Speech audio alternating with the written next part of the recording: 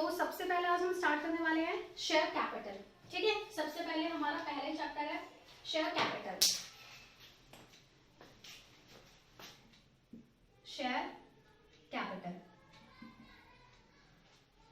सबसे पहले हम बात करते हैं शेयर कैपिटल से पहले मैं एक पॉइंट समझाना चाहती हूँ। ठीक है, हमारे पास जो एंटिटी होती है, एंटिटी का मतलब forms of the organisation, forms of organisation, यानी कि आपने देखा होगा कि एक अकेला पर्सन भी बिजनेस करता है, 10 लोग मिलके भी बिजनेस करते हैं और 1,00,000 लोग मिलके भी बिजनेस करते हैं, तो उनको हम बोलते हैं टाइप ऑफ द एंटिटी। यानी कि हमारी जो ऑर्गेनाइजेशन होती है, जो ऑर्गेनाइजेशन है, जो एंटिटी है, उसका साइज होता है। क्या साइज होता है? साइज के बिहाफ पर हमने अपनी एंटिटी को 4 पार्ट्स में, 3 पार्ट्स में क्या कर दिया? डिवाइड कर दिया। मतलब मेजर 3 पार्ट्स है, वैसे कितने भी पार्ट्स हो सकते हैं। जैसे सबसे पहला क्या है? सबसे पहले होता है सोल प्रोप्राइटर। सबसे पहला होता है सोल प्रोप्राइटर, उसके बाद होता है पार्टनरशिप और उसके बाद होती है कंपनी। ठीक है, सबसे पहला होता है सोल प्रोप्राइटर, उसके बाद होता है partnership and the last one is company. Sole proprietor का मतलब जब कोई अकेला बंदा क्या करता है? बिजनेस करता है। पार्टनरशिप का मतलब जब किसी एक के बस की नहीं होता बिजनेस को चलाना, ऑपरेट करना, तो वहां पर क्या, ये कहावत भी है, एक से भले 2। तो वहां पर जब एक बंदे से काम हैंडल नहीं हो पाता, that might be in terms of इस बंदे के पास अकेले बिजनेस करने के लिए कैपिटल नहीं है, एफिशिएंसी नहीं है, टाइम नहीं है, तो वो कहां पर बिजनेस स्टार्ट करता है? पार्टनरशिप में। और जब पार्टनरशिप से बड़े लेवल पर हमें जाना होता है और हमें पब्लिक को अपने बिजनेस के अंदर क्या कराना होता है? इन्वेस्ट कराना होता है, तो हम वहां पर यूज करते हैं कंपनी। ठीक है, वहां पर हम क्या वर्ड यूज करते हैं? Company. In general sole proprietor से बड़ी होती है, इन जनरल बात कर रही हूँ मैं, ठीक है, मतलब जरूरी नहीं है, but in general sole proprietor से बड़ी होती है पार्टनरशिप, पार्टनरशिप से बड़ी होती है कंपनी, इन जनरल। ठीक है, तो अब क्या है, जब कोई बंदा सोल प्रोप्राइटर में अपना बिजनेस स्टार्ट करता है तो उसे क्या चाहिए होती है? कैपिटल। कोई भी बिजनेस स्टार्ट करने के लिए उसे क्या चाहिए होती है? कैपिटल। यहाँ पर वो अकेला कैपिटल लगाता है। जब हम बात करते हैं पार्टनरशिप की, तो पार्टनरशिप में भी लोगों को बिजनेस चलाने के लिए क्या चाहिए होता है? कैपिटल। तो यहाँ पर पार्टनर्स कैपिटल लेके आते हैं, यहाँ पर अकेला पर्सन कैपिटल लेके आता है, यहाँ पर पार्टनर्स कैपिटल लेके आते हैं। लेकिन जब हम कंपनी की बात करते हैं, हम कोई भी बिजनेस स्टार्ट करें, that might be sole proprietor, that might be partnership, that might be company, लेकिन कैपिटल तो चाहिए ना, स्टार्टिंग में पैसा तो चाहिए। तो यहाँ पर भी हमें किसकी जरूरत पड़ती है? कैपिटल। यहाँ पर भी हमें कैपिटल की जरूरत पड़ती है, लेकिन यहाँ पर कैपिटल जो है बहुत लार्ज अमाउंट में चाहिए होती है, काफी ज्यादा, हमें ज्यादा पैसा चाहिए होता है, जिसको एक पर्सन या फिर a group of people generally arrange नहीं कर सकते। तो हम क्या करते हैं? इस कैपिटल को छोटे छोटे हिस्सों में डिवाइड कर देते हैं, जिसको हम बोल देते हैं शेयर। हमने क्या बोल दिया कि हमने इस कैपिटल के हिस्से कर दिए, हमने इस कैपिटल के शेयर कर दिए, तो यहीं से इसका नाम पड़ जाता है शेयर कैपिटल। यानी कि जब एक ही कैपिटल को, एक ही अमाउंट ऑफ कैपिटल को छोटे छोटे पार्ट्स में डिवाइड कर दिया जाता है, तो हम उसको बोल देते हैं शेयर कैपिटल। यानी कि शेयर कैपिटल के 10 रुपए का भी एक मतलब जो वो है ऑनर, वो 10 रुपए देके भी किसी कंपनी का वो बन सकता है ऑनर। अगर 100 रुपए का इनका एक शेयर है, तो वो क्या बन सकता है? 100 रुपए देकर भी एक कंपनी का ऑनर बन सकता है। तो यहाँ पर कॉन्सेप्ट आता है शेयर कैपिटल। यस, तो ऐसा भी पार्टनरशिप में नहीं होता, उसमें भी 2 पर्सन ही करते हैं। पार्टनरशिप में अ ग्रुप ऑफ पीपल है, partnership is a group of people. और कंपनी में क्या होता है? यहाँ पर लिमिटेड नंबर है। आपने जब 12th क्लास की, 11th क्लास की बिजनेस स्टडीज पढ़ी है, तो उसमें लिमिटेड नंबर ऑफ पार्टनरशिप है कि इसमें मिनिमम इतने लोग आ सकते हैं। लेकिन जब हम कंपनी की बात करते हैं, मैं यहाँ पर ये बात नहीं कर रही कि गवर्नमेंट कंपनी या private company, I am simply speaking about the company word. तो कंपनी में इतनी ज्यादा लिमिटेशन नहीं होती नंबर ऑफ पार्टनर्स को लेकर। यहाँ पर बहुत सारे, गवर्नमेंट कंपनी तो काफी सारे मेंबर्स हो सकते हैं आपके, जो गवर्नमेंट कंपनीज होती हैं, पब्लिक कंपनीज होती हैं, उसमें काफी सारे आपके ओनर हो सकते हैं। और यहाँ पर ओनर, क्योंकि जो बंदा, यहाँ पर शेयर कैपिटल को क्या बोला जाता है? जो कैपिटल देगा उसको बोलेगा पार्टनर, जो यहाँ पर कैपिटल लगाएगा उसे बोलेंगे ऑनर। यहाँ पर जो कैपिटल लगाते हैं वो भी ऑनर होते हैं, लेकिन क्योंकि उनकी कैपिटल किस में होती है? शेयर, तो उनको बोला जाता है शेयर होल्डर। क्योंकि उन्होंने कंपनी के अंदर शेयर लिया हुआ होता है, तो इसलिए उनका नाम पड़ जाता है share holder. Share holder simply means owner. Clear है? अब क्या कॉन्सेप्ट आता है कि सोल प्रोप्राइटर, पार्टनरशिप और कंपनी। 11th क्लास में जो आपने सोल प्रोप्राइटर की अकाउंट्स पढ़ी थी, उसमें आपने जो P&L बनाना सीखा था, आपने जो ट्रेडिंग बनाना सीखा था, आपने जो बैलेंस शीट बनानी सीखी थी, तो वो आपकी क्या थी? सोल प्रोप्राइटर में होता था। 12th क्लास में जो आपकी फर्स्ट बुक है that is fully concern with the partnership, वो पार्टनरशिप सिखाती है आपको। और जो आपकी सेकंड बुक है 12th क्लास में, उसको हम बोलते हैं कॉर्पोरेट अकाउंट, कंपनी अकाउंट, तो वो आपकी किससे रिलेटेड है? कंपनी की कैलकुलेशन से। ठीक है, तो कंपनी यहाँ पर हम स्टार्ट करने वाले हैं। कंपनी में जब कैपिटल को छोटे छोटे हिस्सों में डिवाइड कर दिया जाता है, छोटे छोटे शेयर्स में डिवाइड कर दिया जाता है, तो उसको हम बोलते हैं शेयर कैपिटल। और जब उन शेयर्स को कोई खरीदता है तो हम उसको बोलते हैं शेयर होल्डर, यानी कि owner of the company, share holder of the company. ये आपका क्या है? Basic concept.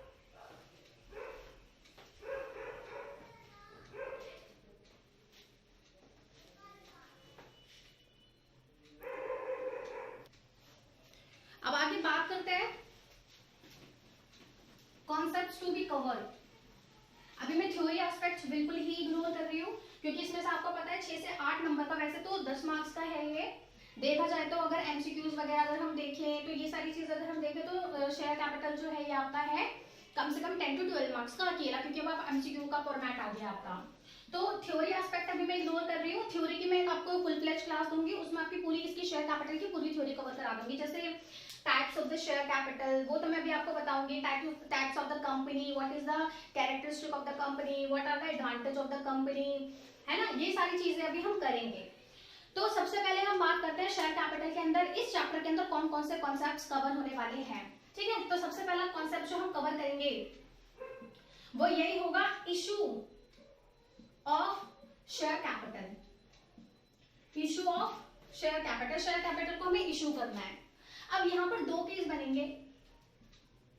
जब हम शेयर कैपिटल इशू करेंगे, इशू का मतलब होता है व्हाट इज शेयर कैपिटल। अच्छा, शेयर क्या है? तो शेयर को कोई कोई ये भी बोलता है कि आप जानते हो जब भी आप कहीं पर पैसा इन्वेस्ट करते हो तो आपको कोई असेट नहीं मिलता, आपको कुछ नहीं मिलता, आपके हाथ में सिर्फ एक कागज आता है। कागज मीन्स अ डॉक्यूमेंट, एक डॉक्यूमेंट आता है आपका, शेयर होल्डर का एक डॉक्यूमेंट होता है, उसी को हम शेयर बोल देते हैं। ठीक है, तो इसकी कोई फिजिकल एग्जिस्टेंस इतनी ज्यादा नहीं होती। वैसे भी आजकल तो स्टॉक मार्केट चल रही है, तो शेयर का जो सारा काम है वो सारा आपका ऑनलाइन चलता है, स्टॉक मार्केट में चलता है, जैसे बॉम्बे स्टॉक एक्सचेंज हो गया, ये सारी चीजें।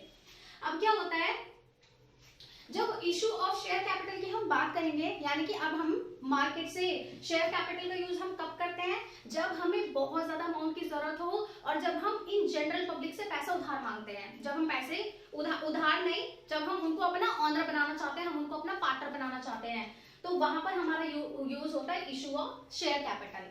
तो इशू ऑफ शेयर कैपिटल जब हमें पैसों की जरूरत होती है, एक तो हम शेयर कैपिटल तब इशू कर सकते हैं, और कभी कभी जब हम कोई फिक्स एसेट खरीदते हैं उस केस में भी हम क्या करते हैं, शेयर कैपिटल को इशू करते हैं, क्योंकि उसे भी तो हमें पेमेंट देनी है, तो हम उसे पेमेंट कैश की जगह किस में कर देते हैं? शेयर में। ठीक है, तो यहाँ पर होगा issue of share capital for cash. एक होगा कि जब हम कैश के लिए उसको करेंगे, और एक होगा for purchase of fix asset. Fix asset को परचेज करने के लिए, फिक्स असेट को परचेज करने के लिए जब हम इशू करते हैं शेयर्स को। ठीक है, तो इसमें क्या हो जाता है आपका, जब हम शेयर को इशू करते हैं, तो यहां पर हमें इसकी वैल्यू देखनी पड़ती है कि एक शेयर की क्या वैल्यू है, एक शेयर की क्या वैल्यू है, या फिर एक शेयर का क्या प्राइस है। तो यहाँ पर तीन चीजें आती हैं आपकी, तो ये आप समझ लो। एक होता है शेयर, एक होती है शेयर की फेस वैल्यू, और एक होती है शेयर की इशूड वैल्यू, इशूड प्राइस। एक होती है फेस वैल्यू और एक होता है इशूड प्राइस। अभी बेसिक बिल्कुल इंट्रोडक्टरी क्लास ले रही हूँ, आज आई थिंक हमारा प्रैक्टिकल भी शुरू नहीं हो पाएगा। ठीक है, आज बिल्कुल बेसिक क्लास है। जब हम इशू की बात करते हैं, तो मान लो कि मुझे 1 करोड़ रुपए चाहिए, मुझे 1 करोड़ रुपए चाहिए। ठीक है, और एक शेयर की कीमत मैंने रखी है 10 रुपए, 10 रुपए मैंने एक शेयर की कीमत रखी है। 1 लाख रुपए चाहिए, 1 करोड़ रुपए चाहिए और 10 रुपए एक शेयर की कीमत है, तो क्या आप नंबर ऑफ शेयर्स निकाल सकते हो? कितने हो जाएंगे? 10 lakh. Number of shares, number of shares कितने हो गए? 1 लाख, 10 लाख। तो यहाँ पर ये जो 10 रुपए है, ये है शेयर, जो हमारा शेयर है उसकी वैल्यू, उसकी फेस वैल्यू, उसकी फेस वैल्यू। तो कितने का शेयर, मैंने बोला कितने का है शेयर? 10 रुपए का। अब मैं उस शेयर को 9 रुपए में भी इशू कर सकती हूँ, मैं उसको 10 रुपए में भी इशू कर सकती हूँ और मैं उसे 11 रुपए में भी इशू कर सकती हूँ। मेरी मर्जी, मेरी चीज, मेरी कंपनी का शेयर। चाहे तो उसे 9 रुपए में इशू करूँ 10 रुपए की चीज को, चाहे तो मैं 9 रुपए में दूं, चाहे मैं 11 रुपए में 11 रुपए में दूं, इट्स अप टू मी, यानी कि दिस इज माय चॉइस। तो अब क्या होगा, जब हम इसे, मैं यहाँ पर इसको थोड़ा छोटा कर देती हूँ, जब हम इशू करते हैं इसे, जब हमारी इशू प्राइस, जब हमारा इशू प्राइस कम होता है फेस वैल्यू से, तो इसको हम बोलते हैं issue at discount. Issue at discount. 10 रुपए की चीज को 9 रुपए में दे दिया, 10 रुपए की चीज को 9 रुपए में दे दिया, दैट इज डिस्काउंट दे रहे सामने वाले को। अगर हमने 10 वाली चीज को, यानी कि issue price is equals to, हमने किस पे दे दिया? Is equals to face value. हमारा इशू प्राइस जो है फेस वैल्यू के बराबर है, तो हम इसको बोलते हैं कि हमने बिल्कुल पार पर दिया है, यानी कि ना प्रॉफिट ना लॉस, हमने उसको 10 रुपए की चीज को 10 रुपए में दे दिया, that is par. And the next one is, जब हमारा इशू प्राइस ज्यादा होता है फेस वैल्यू से, यानी कि 10 रुपए की चीज को कितने में दिया है? 11 रुपए में। इसका मतलब हमने क्या कमाया? एडवांटेज का मतलब प्रीमियम, प्रीमियम। ठीक है, तो ये आपकी क्या होती है? वैल्यूज होती है। कितने कितने तरीके की होती है? Face value, issue price. Issue price face value से अलग हो भी सकता है और नहीं भी हो सकता। सेम कब होगा? जब 10 रुपए की चीज को 10 रुपए में दे देंगे, दैट इज पार। डिस्काउंट कब होगा? जब 10 रुपए की चीज को 9 रुपए में दे दिया, यानी कि डिस्काउंट दे रहे हैं सामने वाले को। और प्रीमियम का मतलब 10 रुपए की चीज को 11 रुपए में दे रहे हैं, दैट इज 1 रुपए का प्रीमियम अर्न किया। ये वाला जो डिस्काउंट का सिचुएशन है, ये आपकी आउट ऑफ सिलेबस है, ये आपकी आउट ऑफ सिलेबस है। कंपनीज एक्ट ने हर कंपनी को मना कर दिया कि भाई तू अपने शेयर्स को डिस्काउंट पर इशू नहीं कर सकता। इसका भी रीजन है, वो मैं आपको तब समझाऊंगी जब हम थ्योरी करेंगे, तब समझाऊंगी। अभी मैं आपको स्किप कर रही हूँ क्योंकि अभी बिल्कुल प्रैक्टिकल एस्पेक्ट देख रहे हैं। तो क्या है, ये वाला जो है आपका डिस्काउंट वाला case, this is absolutely out of syllabus. एक हम पार वाला पढ़ेंगे और एक हम प्रीमियम वाला करेंगे, इसे फटाफट से नोट करो। चलिए, ये तो थी सारी कहानी, ये सारी थी सारी कहानी। ठीक है, चलिए, तो कॉन्सेप्ट्स टू बी कवर। इस चैप्टर में हम क्या क्या करने वाले हैं, सबसे पहले ये देखते हैं।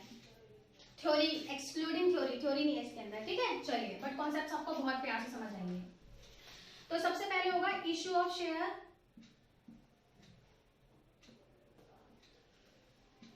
Issue of share at par, at premium, at discount, at discount. कहने का तात्पर्य है, कहने का मतलब क्या होगा? Redeemable value, sorry, issue price, ठीक है, is equals to face value. Premium का मतलब issue price is greater than face value, issue price is less than face value. जैसा कि आपको बता चुकी हूँ, this is out of syllabus. मेरा काम है आपको बार बार रिपीट कराना। आउट ऑफ सिलेबस, डिस्काउंट वाला सीन, सिर्फ डिस्काउंट वाला है, ठीक है। डिस्काउंट वाला क्या है? Out of syllabus, yes. उसके बाद है आपका, जब आप किसी से पैसा मांगोगे, जब आप किसी से पैसा मांगोगे, तो यहां पर दो सिचुएशन आती हैं। जब आपने किसी से पैसा मांगा, मान लीजिए आपको 1 करोड़ की जरूरत है, आपने किसी से पैसा मांगा, तो चांसेस है कि आपके पास 90 लाख आए। कितने आए? 90 लाख। दूसरा चांस है कि आपके पास 101 लाख आ जाए, मतलब सॉरी 110 लाख रुपीस आ जाए, यानी कि दिस इज 1 करोड़ से ज्यादा, दिस इज 1 करोड़ से कम, है ना। तो दो सिचुएशंस हो सकती हैं, यानी कि हमने मांगा सामने वाले से 1 करोड़ लेकिन उसने मुझे कम दे दिया, यानी कि पब्लिक इंटरेस्टेड नहीं है। दूसरा, मैंने मांगे 1 करोड़ लेकिन ज्यादा आ गए, यानी कि कंपनी में बहुत ज्यादा इंटरेस्टेड है लोग, है ना। तो जब ऐसी सिचुएशन आती है तो इस सिचुएशन को हम बोलते हैं अंडर सब्सक्रिप्शन, अंडर सब्सक्रिप्शन। इसको हम क्या बोलेंगे, ओवर हो गया 1 करोड़ से ओवर, तो इसको बोलेंगे ओवर सब्सक्रिप्शन, ओवर सब्सक्रिप्शन। अब आप कहोगे सब्सक्रिप्शन क्या है, ये सब्सक्रिप्शन क्या है। यूट्यूब पे सब्सक्रिप्शन लेते हैं हम, लेते हैं यूट्यूब पर, आपने एनपीओ में सब्सक्रिप्शन वर्ड किया था, पढ़ा था ना। चलिए, क्या होता है कि मान लो मैंने एक कंपनी बनाई, दिस इज माय कंपनी। अब आप कहोगे कंपनी को मैंने ऐसे चलता हुआ डब्बा क्यों बनाया है, because we know the company is a artificial person, an artificial person. हमें पता है कि कंपनी क्या होती है, आर्टिफिशियल पर्सन, इसलिए मैंने थोड़ा डब्बा टाइप बना दिया। अगर बिल्कुल इंसान बना देती तो फिर वो आपको लगता कि मैंने बिल्कुल जीता जागता इंसान बना दिया। तो ये क्या है आपका आर्टिफिशियल पर्सन, मैंने कंपनी बनाई, ठीक है। जब मैं ये कंपनी बना रही थी तो कंपनी बनाना थोड़ा मुश्किल होता है क्योंकि काफी सारे डॉक्यूमेंट्स वगैरह लगते हैं। तो दो डॉक्यूमेंट्स आप समझ लो, memorandum of association, article of association, ठीक है। मेमोरेंडम 11th क्लास की बीएसटी में है ये, अगर आपने ध्यान से पढ़ी होगी तो। Memorandum of association and memorandum of association and article of association. Article of association के अंदर रूल्स एंड रेगुलेशंस लिखे होते हैं, rules and regulations, rules and regulations of the organisation, organisation की रूल्स क्या है, इसकी पॉलिसी क्या है, मतलब अच्छी अच्छी बातें लिखी होती है आर्टिकल ऑफ एसोसिएशन में। मेमोरेंडम ऑफ एसोसिएशन में इसके काफी सारे मेमोरेंडम के क्लॉसेस होते हैं, जैसे situation clause, name clause, address clause, मतलब एड्रेस क्लॉज नहीं होता, काफी सारे क्लॉसेस होते हैं, काफी सारे क्लॉसेस होते हैं, जैसे सिचुएशन क्लॉज होता है। तो ये सारे क्लॉसेस होते हैं, मतलब इसके अंदर ये सारी चीजें लिखी होती है। कैपिटल क्लॉज होता है, इसमें लिमिट लिखी होती है कि एक कंपनी इतनी लिमिट तक पब्लिक से पैसा मांग सकती है, राइट। अगर मान लो मैं कंपनी खोलूं और मैं पब्लिक से मांग लूं 10 करोड़ रुपए और 10 करोड़ रुपए लेके मैं भाग जाऊं, तो चांसेस है, बिल्कुल चांसेस है, ठीक है। तो ये सारी हरकतें जो होती है ना कि हमारी कितनी कैपिटल है, ये सारी किसमें लिखी होती है, मेमोरेंडम ऑफ एसोसिएशन में। तो मेमोरेंडम ऑफ एसोसिएशन में कैपिटल का एक अमाउंट लिखा होता है, कैपिटल का एक अमाउंट लिखा होता है कि ये बंदा मैक्सिमम टू मैक्सिमम पब्लिक से कितना पैसा मांग सकता है, 10 करोड़ रुपए। ये person maximum to maximum public से कितना पैसा मांग सकता है, 10 करोड़ रुपए अपनी पूरी लाइफ में। अगर मेरी कंपनी 100 साल चली तो मैं पब्लिक से सिर्फ कितना पैसा मांग सकती हूँ, 10 करोड़।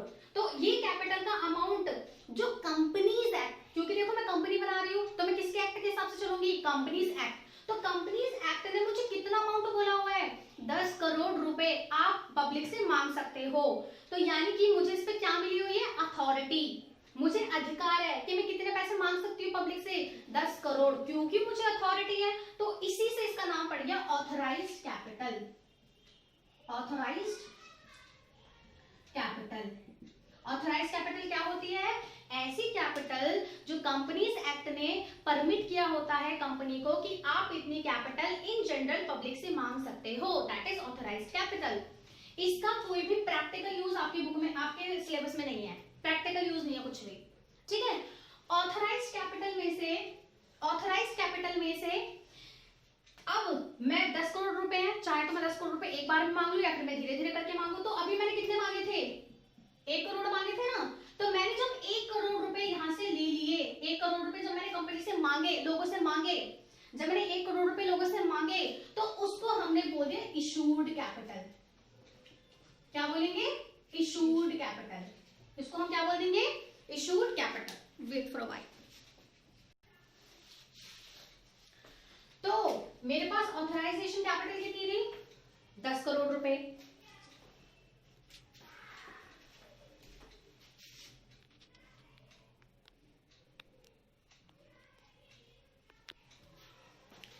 मेरे पास ऑथराइज कैपिटल कितनी थी, 10 करोड़ रुपए। यानी कि जो मुझे कंपनीज एक्ट ने बोला था कि बेटा तो 10 करोड़ तक ले सकता है पब्लिक से, उससे ज्यादा नहीं। अगर उससे ज्यादा क्रॉस करी तो फिर फाउंडेशन है, फिर पनिशमेंट मिलेगी। मैंने बोला ठीक है। तो 10 लाख की तो अथॉरिटी है ना, 10 करोड़ की तो अथॉरिटी है, तो 10 करोड़ हमारी क्या हो गई, ऑथोराइज कैपिटल। अभी मैंने जो एग्जांपल लिया था उसमें मैंने कितने रुपए मांगे पब्लिक से, 1 करोड़ रुपए। 1 करोड़ रुपए मैंने क्या कर दिए, इशू, तो उसको हम बोलेंगे इशूड कैपिटल। अब इशूड कैपिटल के भी दो चीज हो गई, इशूड कैपिटल फर्दर 2 पार्ट्स में डिवाइड हो जाती है।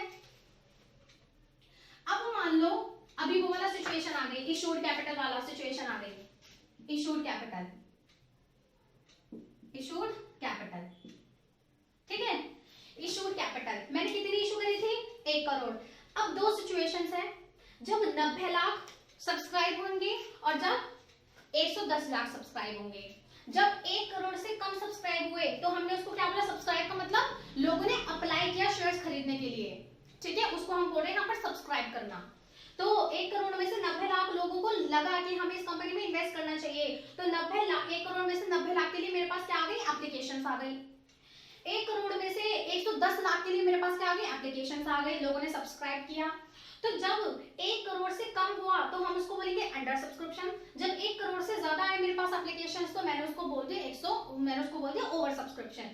तो यहाँ पर जो 90 लाख रुपए आए हैं, यहाँ पर जो 90 लाख रुपए आए हैं, यहाँ पर इस सिचुएशन को हम फर्दर 2 पार्ट्स में डिवाइड कर देते हैं, जिसको हम बोलते हैं सब्सक्राइब्ड और अनसब्सक्राइब्ड। क्या बोलते हैं, सब्सक्राइब्ड और अनसब्सक्राइब्ड। मतलब कि लोगों ने 1 करोड़ में से कितने सब्सक्राइब करे, कितने सब्सक्राइब हुए, 90 लाख। कितने अनसब्सक्राइब हुए, 10 लाख। तो यहां से कॉन्सेप्ट आता है सब्सक्राइब्ड और अनसब्सक्राइब्ड कैपिटल, ठीक है। और ओवर सब्सक्रिप्शन क्या है, ओवर सब्सक्रिप्शन का मतलब मांगे 1 करोड़, जनता मेहरबान है तो 110 लाख रुपए आ गए।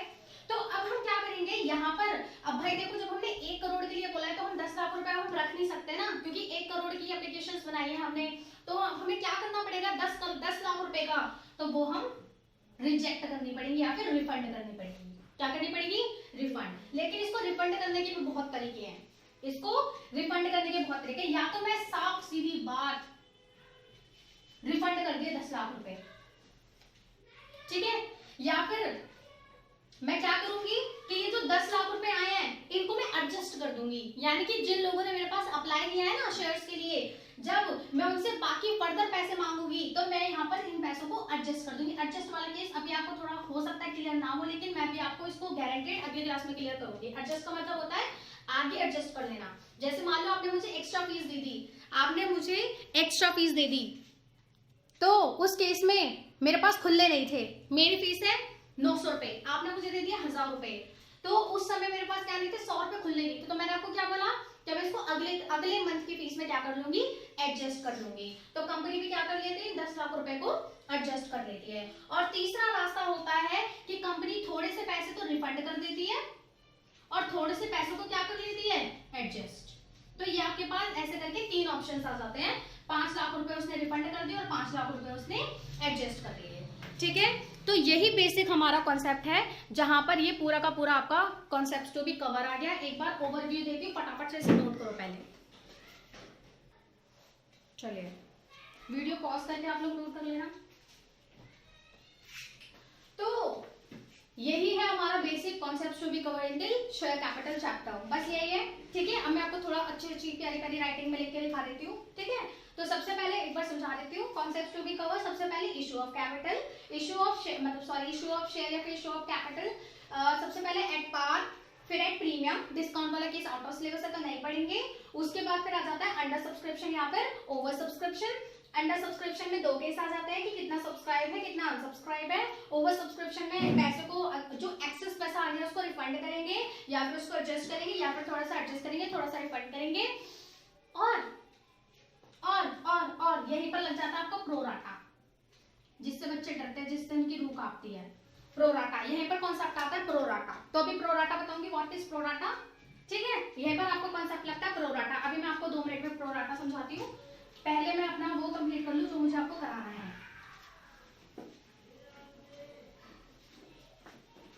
सेकेंड ईयर में जब आप बीकॉम करते हो तो बीकॉम के सेकेंड ईयर में, अब तो सेमेस्टर का हिसाब हो गया है, तो सेमेस्टर 3rd में आपका सेम चैप्टर रिपीट होता है, शेयर कैपिटल का इतना सा भी फर्क नहीं है, इतना सा भी जो मतलब चुल्लू है भी हो, बिल्कुल भी डिफरेंस नहीं है। ठीक है, चलिए तो सबसे पहले क्या है, कवरेज देख लो एक बार दोबारा से। सबसे पहले हम क्या पढ़ेंगे, इशू ऑफ शेयर, उसमें क्या क्या केस पढ़ेंगे, एट पार और एट प्रीमियम। उसके बाद हमारे पास केस आ जाएंगे अंडर सब्सक्रिप्शन और ओवर सब्सक्रिप्शन। ठीक है, ओवर सब्सक्रिप्शन में आप जानते हो या तो हम पैसा रिफंड करेंगे या फिर हम पैसे को रिटर्न या रिफंड, समझ जाना, रिटर्न या रिफंड, या फिर कभी कभी रिजेक्ट भी बोलेगा तो दिल में मत ले जाना, तीनों का मतलब सेम है। या फिर वो उस पैसे को एडजस्ट कर लेगा या फिर वो दोनों का क्या करेगा, मिक्स करेगा, यानी कि मिक्सचर। मिक्सचर का मतलब मिक्स्ड, किसका, फर्स्ट और टू का, यानी कि रिफंड प्लस एडजस्ट। ठीक है, तो उसको हम क्या बोल देते हैं, प्रोराटा। तो यहीं पर आपका कॉन्सेप्ट लग जाता है। प्रोराटा का कॉन्सेप्ट कहां पर लगता है, ओवर सब्सक्रिप्शन के केस में। ओवर सब्सक्रिप्शन के केस में क्या लगता है, प्रोराटा। अब प्रोराटा समझते हैं क्या होता है प्रोराटा का मतलब।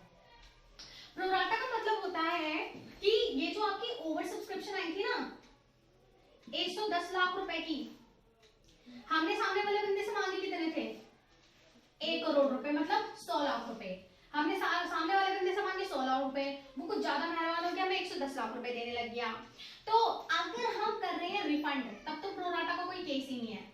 अगर आपने साफ सीधे 10 लाख रुपए उठाए और बोले भाई ज्यादा मेहरबान होने की जरूरत नहीं है, आप इसे अपने पास रख लो, तो हम उसे वापस कर देंगे 10 लाख रुपए रिफंड वाला केस, तो ये केस यहीं पर हो गया खत्म।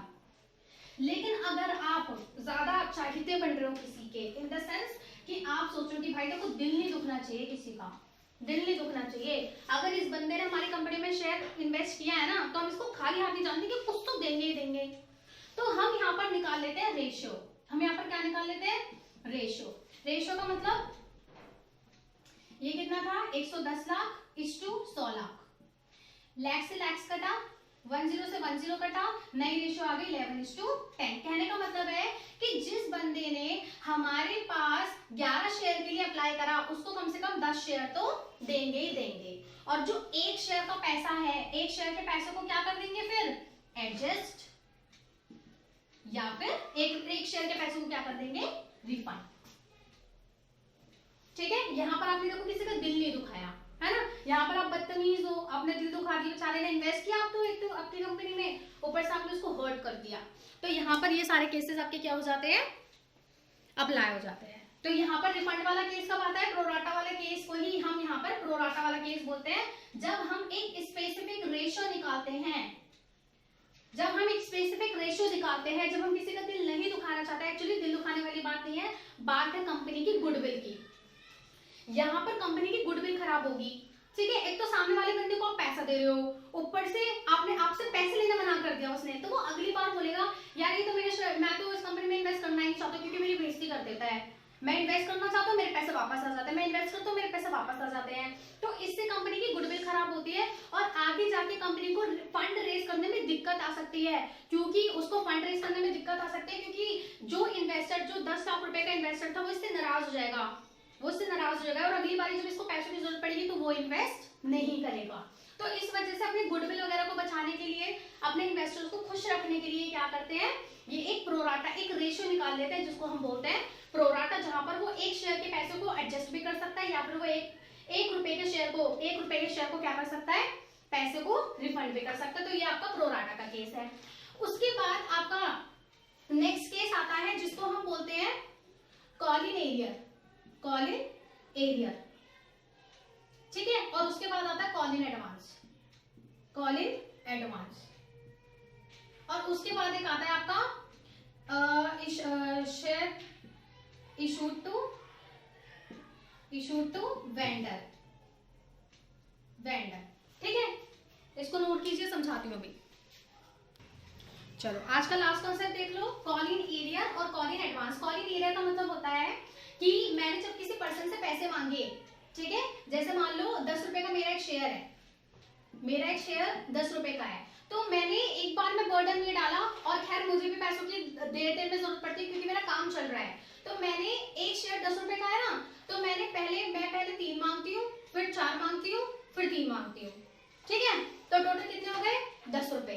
तो जब मैंने पहले 3 रुपए मांगे तो उसने दे दिए, जब मैंने उसे दूसरे 4 रुपए मांगे तो वहां पर देने में उसे क्या हो गया? फेल। उसने बोला कि अभी ना मेरे पास है नहीं, मैं आपको जब नेक्स्ट कॉल दूंगा ना, जब 3 रुपए दूंगा तो उसी के साथ मैं आपको 4 रुपए भी दे दूंगा, ठीक है। तो उसने कॉल देने में क्या कर दिया? एरियर, मतलब देरी कर दी उसने, है ना। तो जब वो हमें पे करने में देर कर दे तो वहां पर कॉन्सेप्ट आ जाता है आपका कॉल इन एरियर।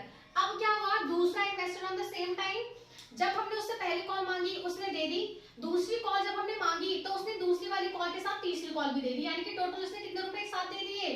7 रुपीज। मांगे उससे 4 रुपए, उसने 3 भी दे दिए। उसने बोला कि ना अगली बारी मैं अब्रॉड जा रहा हूँ या फिर कहीं जा रहा हूँ तो आप ना अभी से मेरे से ये पैसे ले लो। उसने एडवांस में पेमेंट कर दी। तो जब उसने एडवांस में पेमेंट करी तो टोटल कितने पे कर दिए? 7 रुपए, जबकि मांगे कितने थे? 4 रुपए। तो हम इसको बोले कॉल इन एडवांस, यानी कि उसके पैसे किस में आ गए? एडवांस में। तो यहाँ पर कॉन्सेप्ट आ जाता है call in advance. And the last one is, अभी मैंने आपको बोला था कि हम अपने शेयर्स को 2 तरीके से इशू करेंगे, या तो इशू फॉर कैश या फिर इशू फॉर फिक्स असेट। यानी कि कैश का मतलब है कि हमें कैश में जरूरत है, और फिक्स असेट और वेंडर को हमने इशू इसलिए किया क्योंकि हमने फिक्स असेट खरीदनी है बट हमारे पास कैश नहीं है। तो कैश की जगह हम उसे क्या दे रहे हैं? अपनी कंपनी के शेयर्स हम उस वेंडर को दे रहे हैं। तो यहाँ पर हमारा कौन सा कॉन्सेप्ट आ जाता है? Share issued to vendor. इस टॉपिक का एक और नाम है share issued for other than cash, for other than cash, यानी कि इसमें हमने कैश के लिए नहीं किया ना, हमने यहाँ पर किसके लिए किया? फिक्स असेट के लिए। तो यहाँ पर इसलिए share capital for other than cash. तो ये आपका पूरा कंप्लीट चैप्टर का इंट्रोडक्शन था जो मैंने आपको दे दिया है। अभी तो मैंने आपको पूरी क्लास की थ्योरी समझाई है, फिर भी जो अच्छी वाली थ्योरी होती है, मतलब जो पेपर में लिख के आओगे वो वाली थ्योरी की मैं अभी सेपरेट आपको बना के दूंगी वीडियो, वो आप अलग से करोगे। तो अभी तो हम अपना प्रैक्टिकल एस्पेक्ट समझेंगे, अगली क्लास में धीरे धीरे हम लोग चलेंगे। चैप्टर बहुत प्यारा है और बार बार फ्रिक्वेंटली रिपीट होता है, प्री बोर्ड में भी रिपीट होता है, मॉक टेस्ट में भी रिपीट होता है और बोर्ड में तो आता ही आता है। वेटेज भी इसकी काफी अच्छी है। और अगर आप ये चैप्टर समझ गए ना तो आपके लिए जो नेक्स्ट चैप्टर है डिबेंचर, इशू ऑफ डिबेंचर, वो आपके लिए बहुत इजी हो जाएगा, उसमें कुछ करना ही नहीं है फिर अगर आपने ये समझ लिया तो, ठीक है। तो इसमें थोड़ा सा टिपिकल पार्ट जो है वो सिर्फ टिपिकल बोल रही हूँ, टफ नहीं बोल रही हूँ, हल्का सा टिपिकल जो है वो आपका सिर्फ प्रोराटा है। बाकी आपको किसी कॉन्सेप्ट में कोई दिक्कत नहीं होगी, दिक्कत तो प्रोराटा में भी नहीं होगी। तो अभी इतना ही रखते हैं, कैलकुलेशंस वगैरह जो है प्रैक्टिकल एस्पेक्ट वो हम अगली क्लास में करेंगे। आज इतना ही रखते हैं, बाकी अगली क्लास में मिलते हैं। Tata bye bye.